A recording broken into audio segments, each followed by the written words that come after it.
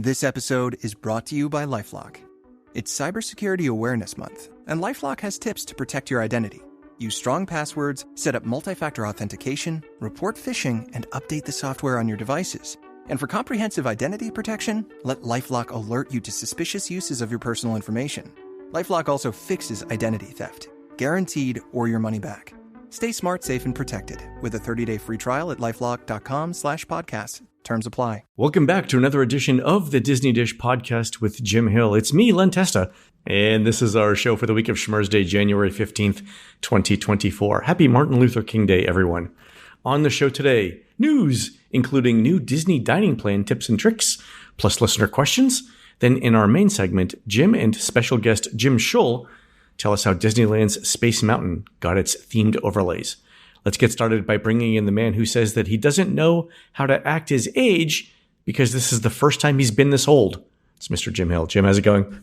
It's 64, oh, excuse me, 65 in March, Len. To be honest, I do not know what to do when I turn this age in 8 weeks. I mean, I can't claim my Social Security benefits till I'm 66. That's full retirement age, according to Social Security Administration. I could drive a car when I was 16. I could vote when I was 18. I could drink when I was 21. I'm not sure what I can do at 65. Is this when you're officially allowed to stand on the lawn and yell at kids? It's just sort of, get off my lawn. I think so. Yeah, I think this is when you're legally allowed to not have a filter on the things that you think before you speak them. Oh, this podcast is about to get very interesting. By the way, according to actuarial tables, I will live at least another 17 years. I've lost my dad at 89. My mom is still kicking at 92. She'll be 93 next month. So again, it's just one of these moments in life where breakfast rolls around. You have to decide, do I want the steel coat oats and the fruit cup or one of those Wonka meals at IHOP? Have you seen these things? The perfectly purple pancakes. It's 4 buttermilk pancakes, layered with cream cheese, mousse, and then covered with purple cream cheese icing and glitter sugar. It's like what every responsible diabetic is consuming in 2024. Yeah, I mean, setting aside the sugar, my question is at your age, should you be ingesting things that have colors that don't occur in nature? Like is that good diet advice? I think not. All right, I'm going to tell one story that I'm going to just quickly in advance, to my trigger folks. I was due to have a colonoscopy. And they explained that, that they give you that jug of things you need to drink, but they also mentioned that you should, because you're going to be consuming it, you should put some, a powdered drink mix in it to make it that more palatable. Oh, I didn't hear this when I did mine. Okay, go ahead. Okay, I did not read the instructions, Len. All right, and I basically put in 5 times the amount of, the colored liquid into the mixture. So it was a lemonade. So I go to get my, I have my colonoscopy, and it's the moment afterwards, and the doctor is briefing me, and he said, other than a bright yellow color, that's, you look fine. Other than your insides glowing like the surface of the sun, there we go. You look fine. You wouldn't happen to be related to Homer Simpson. And it's like, no, I'm not. But, so again, read the instructions before your colonoscopy. That's all I'm saying, folks. So all right. All right. Good medical tip of the day. All right. We're going to introduce a special guest for today's show.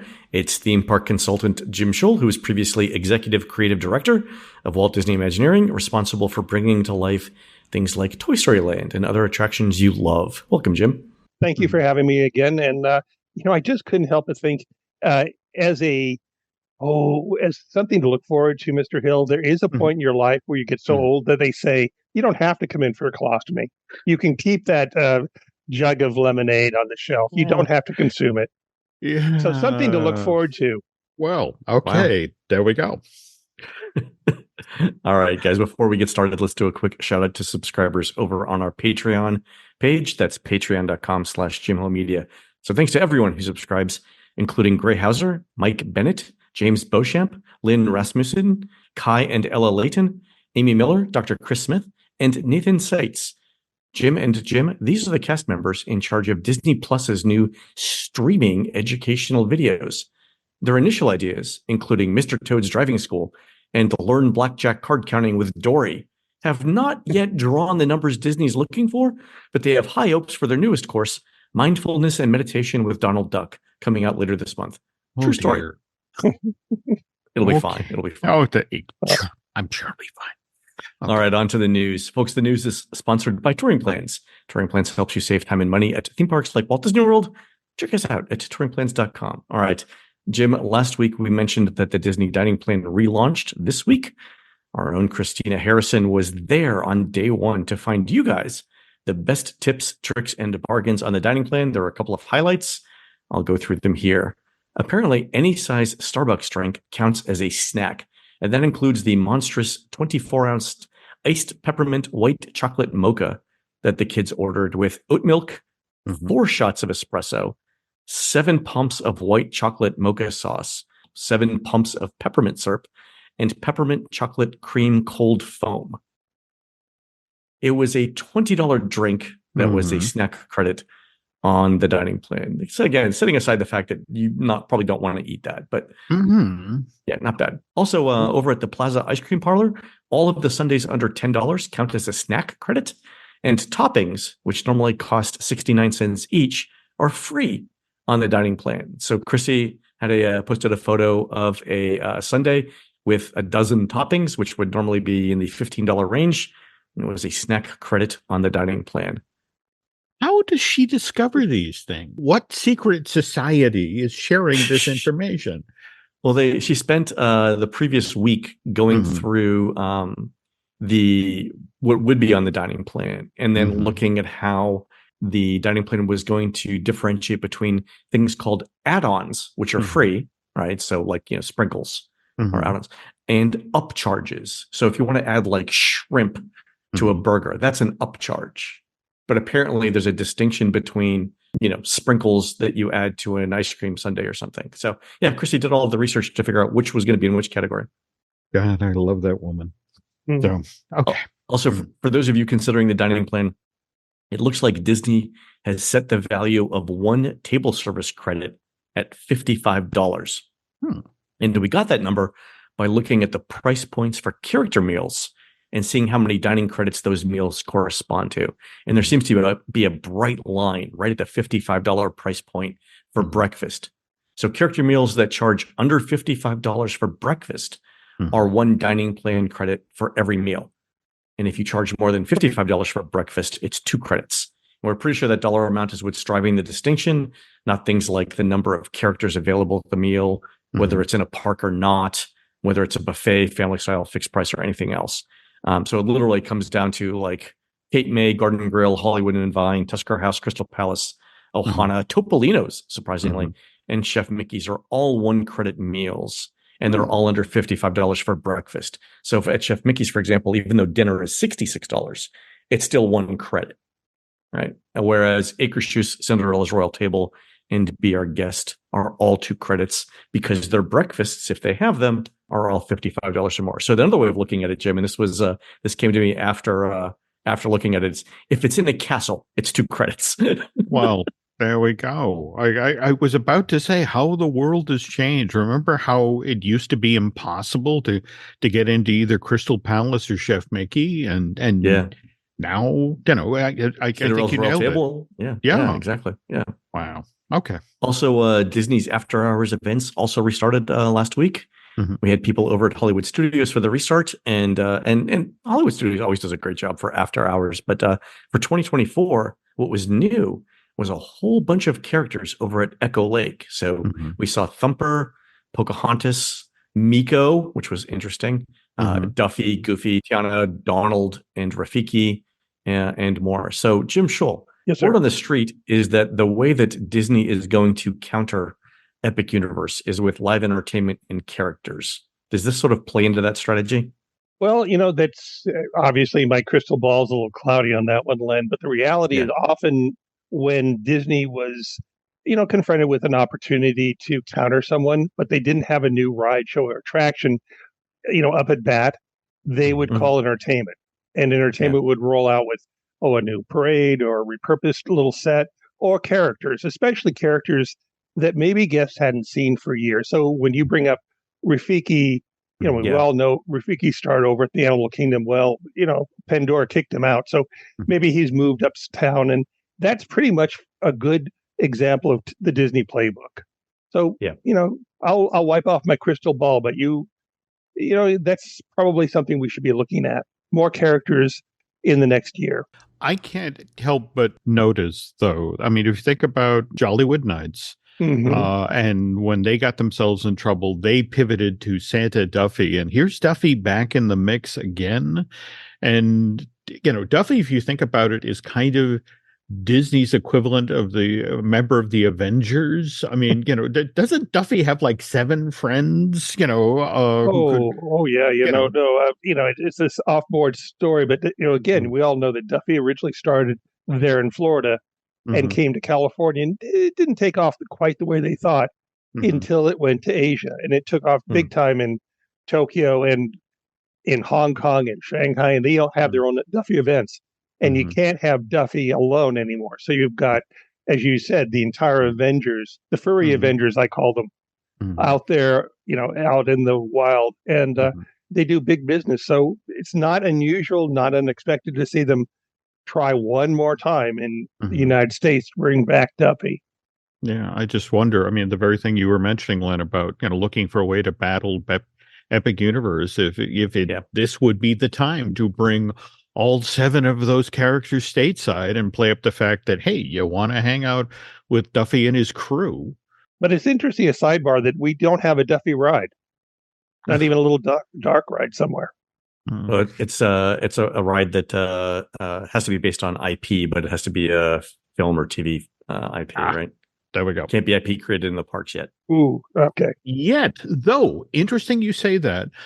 Did you see? Okay, go ahead. That's what I teed it up. Go ahead. Okay. Did you see just this week the Disneyland Paris Parade in the Sky, the Main Street Electrical Parade, done with drones behind the castle there? I did see it. Yeah, be fair to Florida. That's all I'm saying. Well, no, I mean, it's the same thing. It was so delightful, so well done. And the very thing you were just talking about, Len, it's a celebration of an IP from the park, not a movie, not a TV show, but man, that was a great show. As Mr. Testa just said, we need that stateside. Here's my argument to the Disney legal team. If there's any state in the United States where not only the state would be fine with drones taking out a few citizens, but the other 49 states would also be okay with it, it's got to be Florida, guys. It's got to be Florida. Trust me, if anything happens with a drone taking out a Florida citizen and it goes to district court that's in any other state, you will not be convicted of anything. I guarantee it. Yeah. And I say that as a Florida resident. Come on. I see nothing wrong with your logic here. All right. I mean, isn't basically the welcome sign to Florida, welcome to Florida, the risks? Like, isn't that what it says on I-95 as you come in? I seem to recall that as I think I passed a sign that said, welcome to Florida, you're on your own. Yeah, you know what you're getting yourself into. Yeah. All right. Speaking of some future things coming up, D23 tickets go on sale starting March 26th, and the event is August 9th through the 11th in Anaheim. Jim, my optimistic take is that this is where we'll start to hear about the next major set of domestic theme park projects. That's just hypothetical.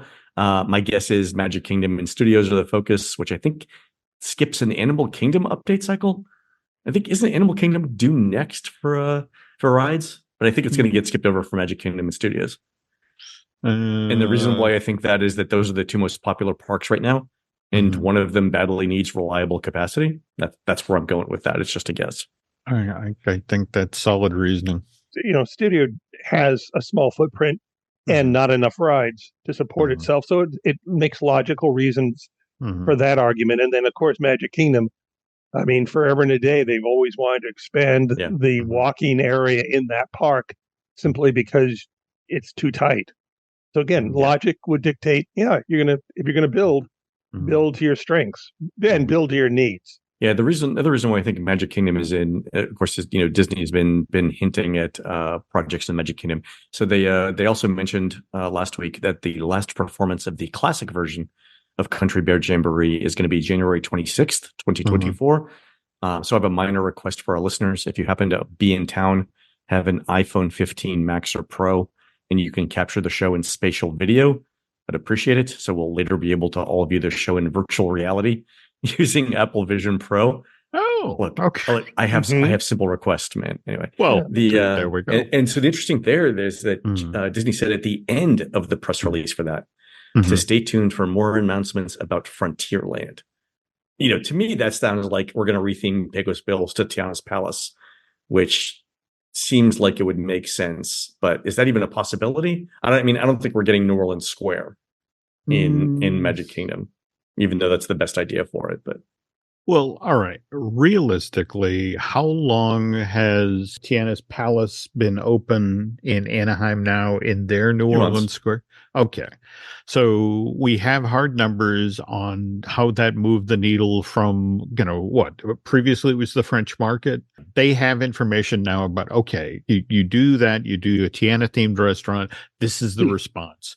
You got to assume that that's going to color decisions, especially now coming out of Orlando with increasing pressure coming on the Disney company, especially out ahead of this year's shareholders meeting and all of the, the corporate hijinks that are going on. What I find interesting is, remember, we had them announce that Tortuga Tavern thing, sort of quick service up the street from that. And I'm just fascinated that didn't get talked up in this cycle. And you would imagine if they're going to be working on something that's going to have a backstage kitchen component, which, correct me if I'm wrong here, Mr. Shull, the Tortuga Tavern and Pecos Bill do share. It's a common kitchen, and it goes down into the utilidors underneath both. Yeah. Tortuga shares a kitchen with Pecos Bills? Mm-hmm. And that was obvious. And a lot of times when you look at a kitchen or a restaurant in Disney World or in the Disney parks, if you see two restaurants close to each other, usually they'll share a common kitchen. We were just in studio, a month ago, more. And then we were there at Sci-Fi Diner and the old ABC Commissary. There you go. Both two different standalone restaurants, but they share one kitchen. So. Yeah, I knew that one. For some reason, I thought that Tortuga Tavern was closed off, but because they are adjacent, to your point, they touch, and they share walkways, right, to get in. So interesting. Okay, cool. You're gonna do the one, and more to the point, if you're gonna be basically shutting down the block with putting the new show into Country Bear, why not just roll the dice in a big way? So we'll see what happens. Okay. You will. All right. On to surveys. We got a number of surveys over the holidays, but all of them seem to be the ones we've seen before. I would like to give a shout out to Universal Orlando, however, whose dining survey asked me if I knew where in the parks to look for, quote, fried foods. I'm good, guys. I'm good. Anyway, I expect all the park survey teams held off on sending new surveys during the holidays. Now that we're back for 2024, please be on the lookout for anything new and interesting. And if you find them, send them to me via email, len@touringplans.com. We've got time for a couple of listener questions. Whereinthepark.com sent in to our Patreon page. I just wanted to write in, probably along with a bunch of other people. That's true. To confirm that Shrunken Ned is still at Disneyland. Now, excellent. This is the machine, Shrunken Ned, toward the back of one of the stores in Adventureland, right? Or yeah. Oh, cool. Still there. Okay. Still there. Good to hear. Awesome. All right. And then from Bridget, who says, I saw that they released the Fort Wilderness cabin floor plans. Why on earth are the bunk beds in the main bedroom? Who wants their kids sleeping in their bedroom on vacation? Also, I had a question about paid Lightning Lane versus virtual queues. When we were at Walt Disney World in December, we used both paid Lightning Lane and virtual queues for Tron and Guardians of the Galaxy. In all cases, the virtual queue wait was more than twice as long. Why is that? I think I know the answer, but I was wondering if there might be another less greedy answer. All right. So first questions first, Bridget. My wife Laurel had the exact same reaction to the Fort Wilderness cabin layout. Laurel also noted that there's plenty of space outside the cabin to pitch a child-friendly tent. Disney's comfort stations are clean and well lit, and the nighttime temperatures are pleasant almost year-round in Central Florida. And I'm not going to talk at all about this past week's weather, the lovely tornado warnings that swept property. But sure, yes, so put the kids outside. Anyway, you were saying the kids need fresh air, Jim. The kids need fresh air. Lots and lots of air coming at them at 120 miles an hour. Please go on. So the thing about virtual queue waits being twice as long as individual landing lane, I think that's a couple of things. One is virtual queues are free.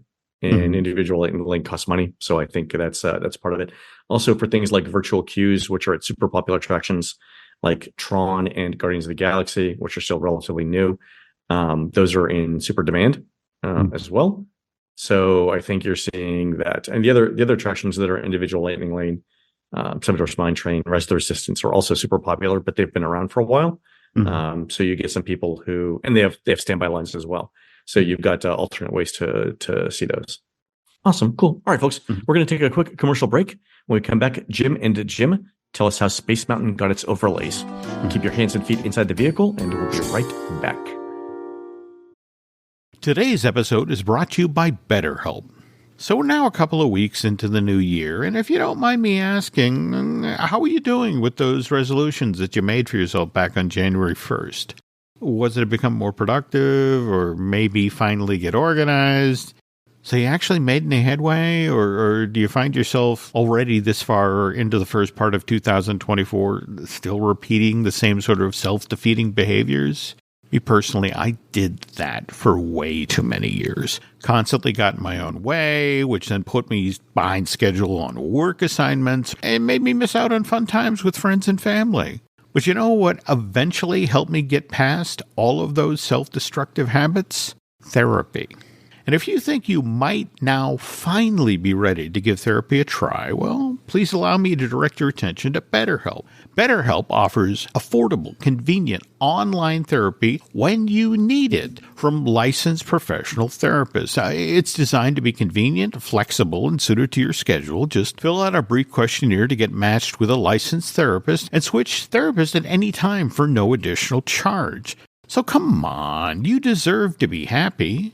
Celebrate the progress you've already made. Visit BetterHelp.com/DisneyDish today to get 10% off your first month. That's BetterHelp, HELP.com/DisneyDish. We thank them for sponsoring today's episode. This episode is brought to you by Paramount Plus. Paramount Plus has movies. So many movies. The movies you've seen 1,000 times and could watch 1,000 more. Iconic movies your friends can't believe you haven't seen. New movies, classic movies, new takes on classic movies. So whether you're into Top Gun or The Naked Gun, Mean Girls or Mission Impossible, Smurfs or Sonic the Hedgehog, there's a mountain of movies to discover on Paramount Plus. Start streaming today. This episode is brought to you by LinkedIn. Psst, healthcare pros, word's out, and it's too good to keep quiet. Look, LinkedIn is revolutionizing job hunting, making it possible to search by specialty, shift preference, and salary. Endless scrolling is out. Whether it's a mental health therapist or dental hygienist, finding the perfect role is faster and easier than ever. Head to linkedin.com/healthcare and start your search today.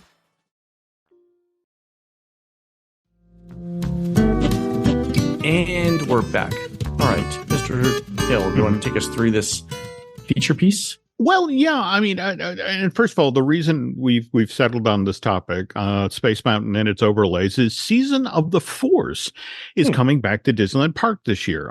This celebration of all things Star Wars, first held in Anaheim back in fall of 2015, just prior to Episode 7, The Force Awakening, arriving in theaters late December of that same year. And folks who travel to Anaheim will get to sample new Star Wars-inspired food and beverage, as well as being among the first to experience the new ride film for that theme park Star Tours attraction. They'll even get to ride that old favorite, Hyperspace Mountain, which, for those of you who haven't experienced this version of Thrill Ride yet, it's a Star Wars-themed version of Space Mountain, where on orders from Admiral Akbar, who's heard there's a Star Destroyer headed for the planet of coup, you make the jump to hyperspace and you find yourself doing battle with a bunch of TIE fighters. And what's especially cool about this thrill ride is all of that action happens in perfect sync to the stirring music that John Williams wrote for the Star Wars films. Now, these days, onboard audio on Disney thrill rides is almost taken as a given. Rock and Roller Coaster, FYI, the original version at Disney's Hollywood Studio closed just last week for a multi-month long refurb. Likewise, California Screaming, now known as the Incredicoaster, are just two examples of Disney-produced coasters with synced-up music that is specifically orchestrated to amplify, underscore that thrill ride's specific twists and turns. Whereas Space Mountain, especially the Disneyland version, which, again, didn't open until late May of 1977, initially didn't have onboard audio. In fact, it didn't have it for much of the first 2 decades of its existence. In fact, if you rode this Tomorrowland attraction through the fall of 1995, the only real sound you'd hear on this Anaheim version of Space Mountain, beyond a few sound effects you'd hear as your coaster car climbed the load hill, there was the rattle of the other coaster cars as they zoomed around in the dark, not to mention the screams of the other guests. But the only other noise was the boom you heard upon re-entry before your coaster car rolled back into the offload area. And a fun fact, that boom was manipulated audio. The Imagineers found a recording of a Saturn V rocket blasting off and discovered that when you played it backwards, you got the noise of a rocket re-entering Earth's atmosphere. Oh, there you go. So, all right. So anyway, how did Disneyland's version of Space Mountain wind up with onboard audio? Well, it involves a certain Imagineer, not the one we have on the show today. And oddly enough, the score of another movie that John Williams wrote the music to, one that was produced by Universal Pictures. So again, we now bring Mr. Shull in, our co-host from Disney Unpacked. And so, and we're here at the start of this segment to talk about someone you worked with at WDI for decades, Jim. Tom Morris, who was a creative development executive at Imagineering. Tom predated you at WDI by a few years. He was hired in 1980 after, I want to say he was an employee of lessees at Disneyland in the 70s, but came to Imagineering in 1980. And he was hired as Disneyland was staffing up for Epcot Center, whereas you, on the other hand, Jim, you were hired in 88, just as work was getting underway on Disney MGM Studios. And the two of you worked together on a number of projects over the year, including Rock and Roller Coaster, we just talked about, as well as the ACP, the Additional Capacity Program for Disneyland Paris. So, but this story, it actually starts before Tom went to work for Disney. We have to travel back to when Mr. Morris was 16 years old and had just gotten his first car, and he liked to go out for drives on the Pacific Coast Highway. So, and what can you tell us about that, Tim? Well, Tom loved to play his favorite music and play it loud when he was out on a drive, Jim. And, there's a certain amount of, I don't know, it's just a perfect life when you're driving down the coast of Coast One with your top down on your car and your favorite music blasting. It just felt like suddenly you were part of the road, you were part of the attraction, and he realized very quickly how much music would enhance a ride experience. And he took that idea with him, and he was really the champion for that idea for many, many, many years. And basically, he would walk into pitch meetings, and he'd pitch this idea. Would it be possible to recreate his experience on Coast One in a Disney park on something like a Disney thrill ride? There you go. Now, just to be clear here, there were previous Disney attractions that had onboard audio. So, but what Tom Morris is talking about is onboard audio synced up to the specific actions of a thrill ride, where the music would then be orchestrated to enhance the twists and turns of the attraction. So, yes, this is, again, true. And you have to understand for a moment, there's a difference between onboard and offboard. There are a lot of dark rides at Disneyland Park that would have speakers offboard the ride and they'd blast sound. But that's not the same as having music with you as you drive through in your vehicle through a ride show or attraction. Mhm. So anyway, Tom had his idea. So therefore, he befriends a ride operator at Disneyland Park who somehow works at Space Mountain, naming no names, of course. And he persuades this person, this guy, to let him ride that Tomorrowland attraction many, many, many times, wearing the top technology of its time, a Sony Walkman.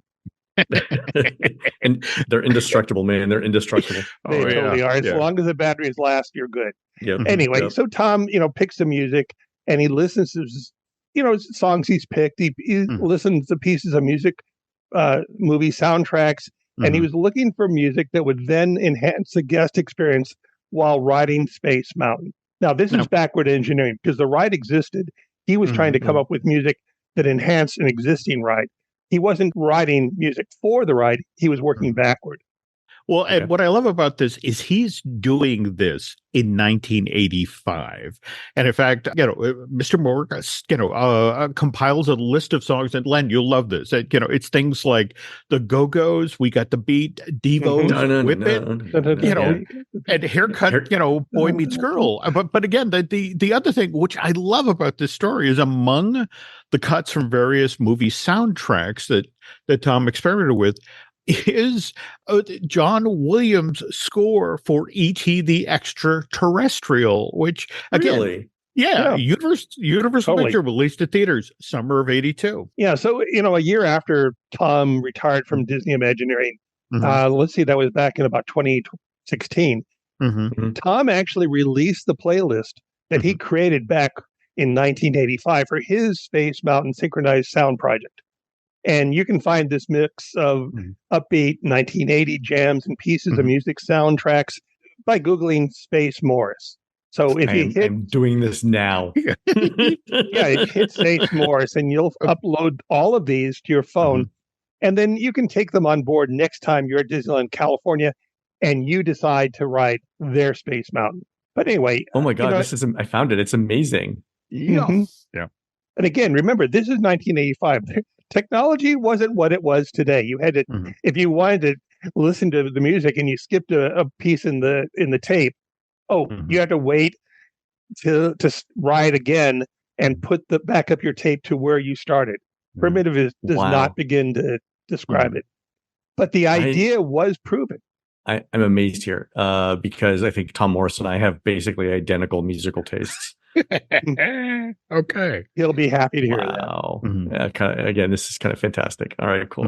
There's a lot of Devo on this and some Sparks, which is actually kind of interesting. All right. But again, the idea there was that, once you had this proven and Tom felt confident enough, well, he would take a lot of the folks over from WDI over to Disneyland and have them experience the Space Mountain version by listening to these music tracks. Now, I love the idea that you would have Marty Sklar, in Space Mountain, clamped on with a pair of headphones from his Sony Walkman, listening to Beat It as he was going around and whip it. Hey Marty, this song means a lot to me. Go ahead and ride. There we go. How did Imagineering upper management take to this idea, Mr. Shull? Well, it was I would say it was an idea that everyone went, yeah, we should do this. But again, it was an idea where the technology hadn't quite caught up to it, and there wasn't really the right coaster or right ride to a premiere on. But it would come. Well, and let's also not forget that this, if we're talking, he starts his project in '85. That's a really busy time for Imagineering, right? It was. I mean, look at it. 1985, what was going on the list of projects? It was sometimes Disney you do a lot. Studios. Yeah. I mean, 85 was that. I mean, I joined in 88 and it was a whirlwind of activity when I joined the company. Basically, it was they cleared out an old, storage area in a building and said, there's your office. Have fun. Enjoy. Welcome. Try it. Ignore the rats. Okay, but then eventually we get to the mid-90s and this happens. What changed between 85 and the mid-90s? Well, let's see. With respect to looking at the calendar, Len, Euro Disneyland opened in April of 1992, And the park itself, as we all know, it was a success, not not without its doubters, but it was, the success of the park was undeniable. Maybe there was too many hotel rooms, but that's discussion for another time. And it quickly became mired in debt, which was then renegotiated by the dearly lost Frank Wells, and he renegotiated the deals with the banks and got some of the debt down to a manageable size before we lost Frank in April of 1994. Anyway, moving on, the company was looking to rebrand the resort and go from Euro Disneyland to Disneyland Paris as a branding exercise. Because remember, back in the time, Euro Disneyland, Euro anything was really a hot brand. And then by the time Euro Disneyland opened, the idea of Euro as a brand for all of Europe didn't have the same cachet that it did in the early 1990s. Whereas Disneyland Paris was instantly recognizable. Where are you going if you lived in Manchester, England? Oh, I'm going to Disneyland. It's in Paris. I get it. I know where I'm going, and therefore it had brand equity. So that was something that happened. But there was also something else that happened, and that was they wanted to start to add new rides to that park. Okay. And again, and that sort of underlines the fact that the park, Disneyland Paris theme park, was hugely successful from day one and needed additional capacity, right? Well, this is true. And also they need a big capacity because I was part of the additional capacity program. And in that role, I oversaw creatively a lot of different projects, four specifically, and none of them were the kind of attraction or ride that would cause someone living back there in Birmingham, England to say, you know what we need to do is plan a vacation to Disneyland Paris to ride the new attraction. So they need something big. They need something of weight and scope and impact, something like Space Mountain from the Earth to the Moon.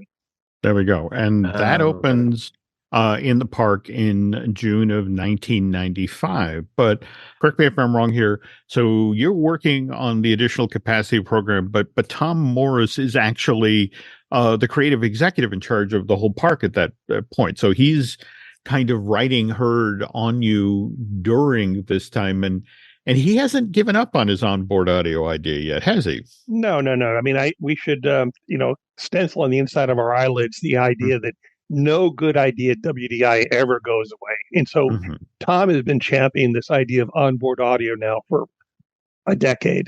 But now suddenly the need for Euro Disneyland, now Disneyland Paris, to open a new thrill ride, their version of Space Mountain, which started as Discovery Mountain, but now became Space Mountain. That was the perfect opportunity to finally introduce onboard audio on a roller coaster. Was this the first attraction that had synchronized onboard audio? The first coaster ride that had synchronized onboard audio. Okay. There's a difference. And there are many, many, many Disney fans and WDI employees who, spend late nights in dark corners of different watering holes discussing and debating the difference between the two. Okay, because Casey Jr. had synchronized audio, right?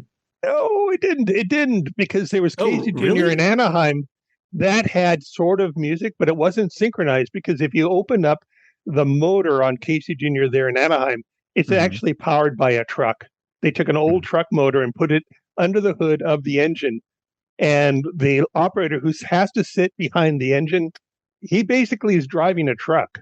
So your illusion. But now, by the time we got to the second Casey Jr., which I so happened to be creative director for, that was a roller coaster. It was a powered coaster produced by Vekoma, our good friends who did a lot of different rides for the Disney parks. And that did have synchronized onboard audio. And the synchronized audio was synchronized to the dips and rolls and drops of that coaster.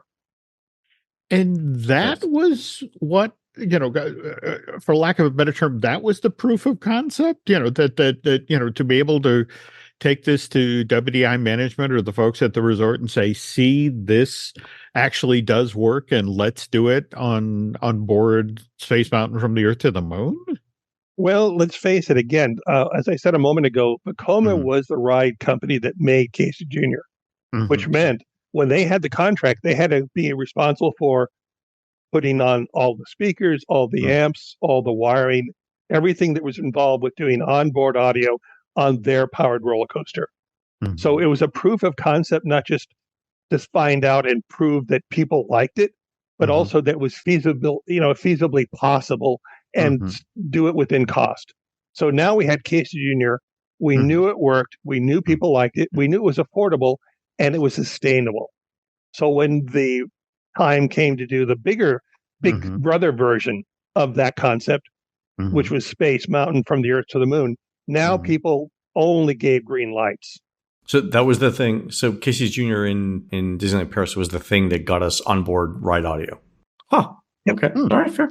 Okay, so on the success of that thrill ride, again, Earth to the Moon, just like that, roller coasters with onboard synchronized sound are start to appear everywhere at Disney parks. We get Rock and Roller Coaster opens at Disney's Hollywood Studio in July of 99. California Screamin' opens at DCA some 19 months after that, February of 2001. You're overlooking the specific topic of today's show, though, Jim, which is Space Mountain at Disneyland Park. So let's get back to that. Based on the success of From the Earth to the Moon at Disneyland Paris, the decision was made to immediately transform the Anaheim version of that thrill ride into an attraction that would have onboard audio synchronized to the ride experience, the track experience. However, this one was going to be a little different because the coaster already existed.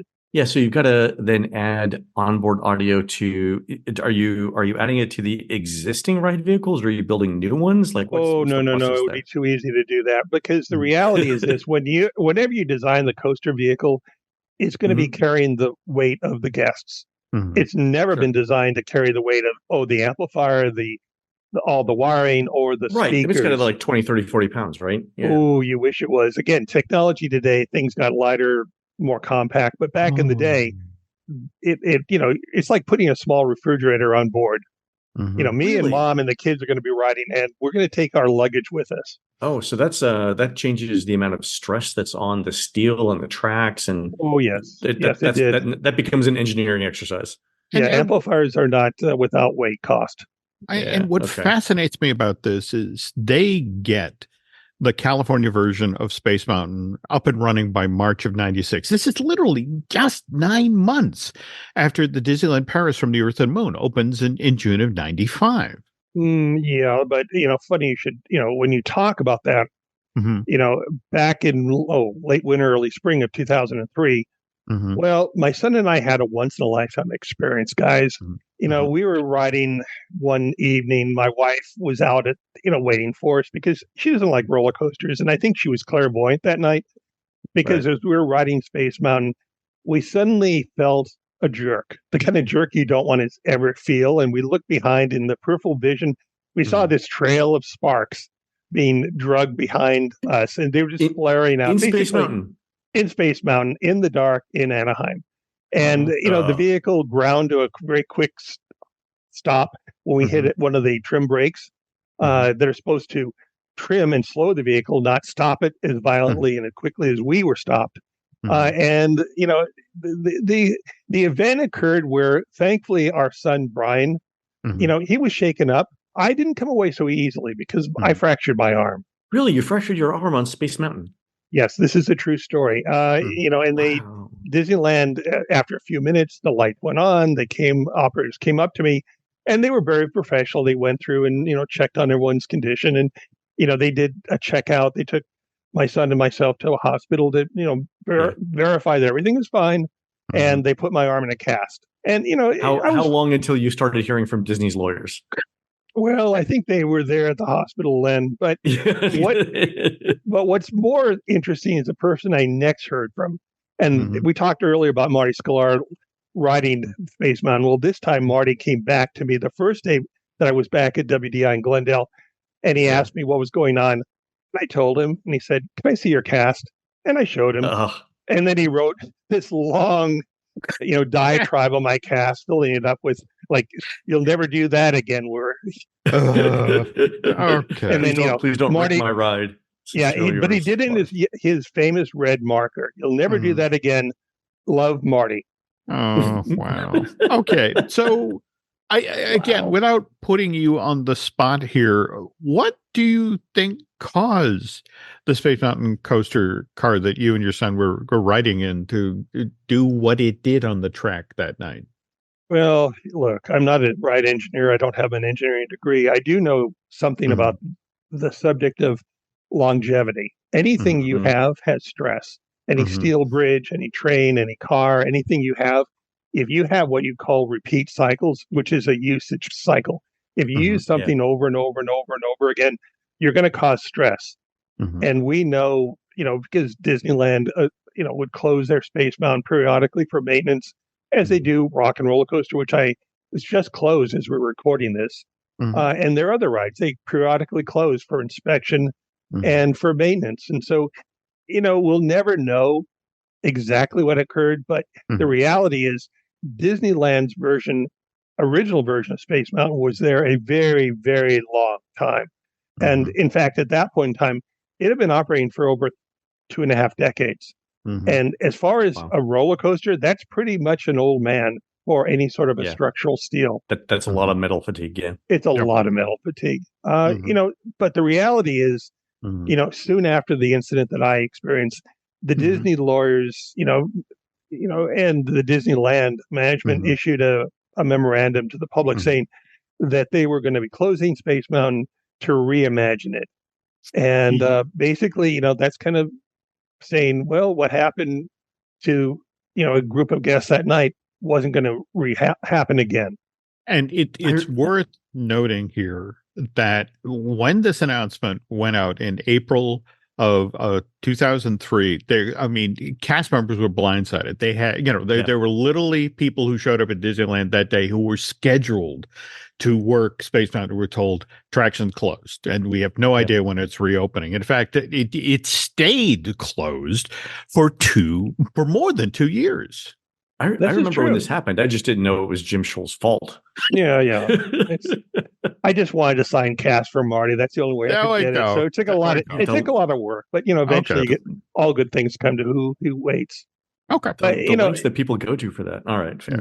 Anyway, you're not wrong, because the reality is it took over 2 years to rebuild Anaheim Space Mountain, because you've all, looked at photographs and maybe thought about building a ship in a bottle.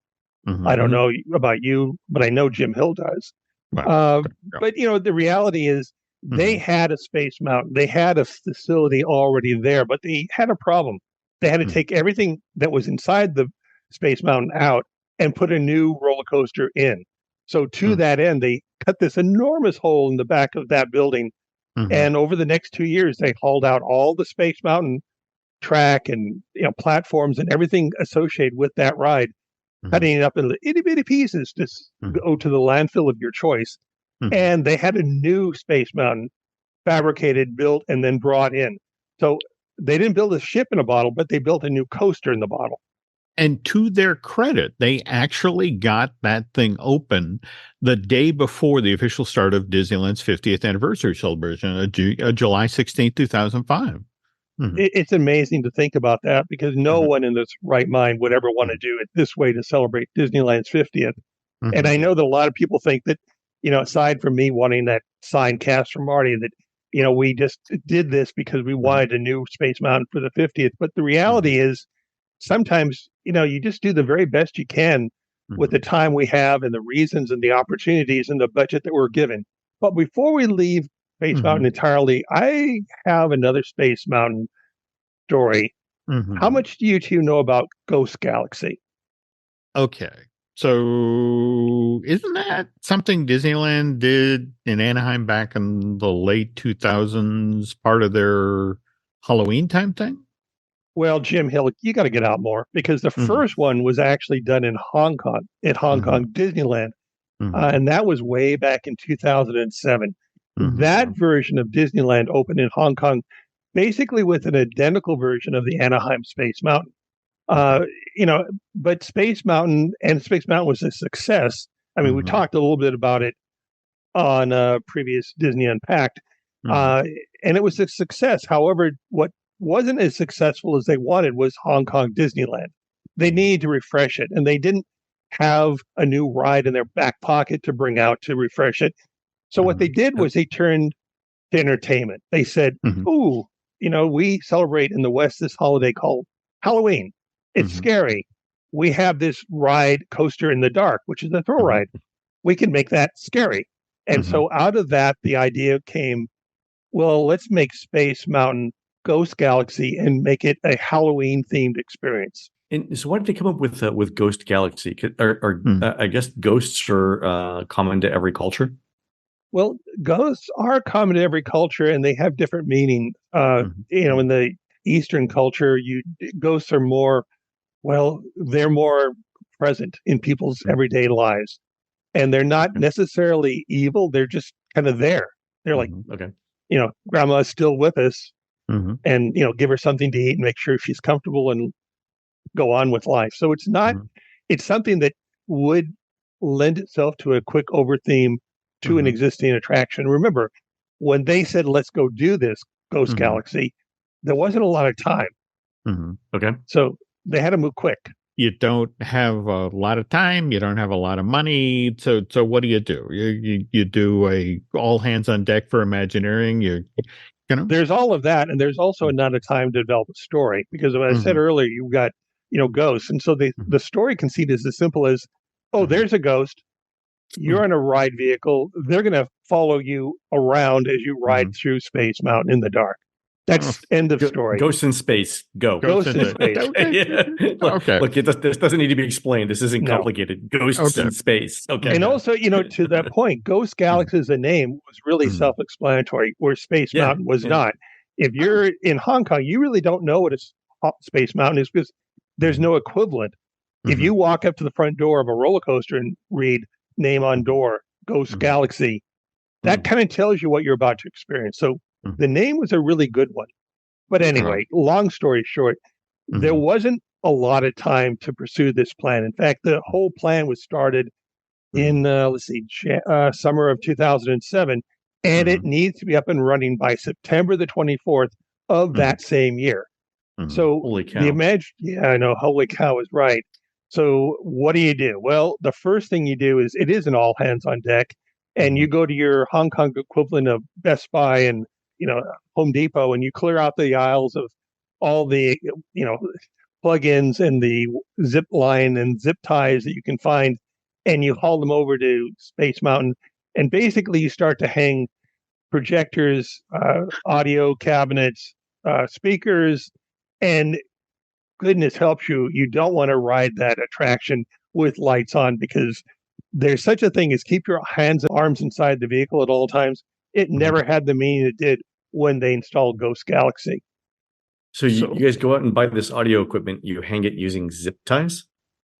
Zip ties on a good day, but zip ties, rope, duct tape. They become your friends. Where the budget allows. Okay. Wow. All right. Okay. They were quick. Quick, Len. What do you want? I don't know what's more disturbing to me, that the fact that you broke your arm on the ride or the fact that it's held together with zip ties.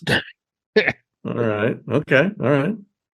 But it was quick and it was, and it was successful. And that's the biggest thing I take away is when they did it, it opened and from day one, it was memorable. Whereas people didn't particularly like Space Mountain in Hong Kong. Everyone really, really liked Hong Kong Space Mountain Ghost Galaxy.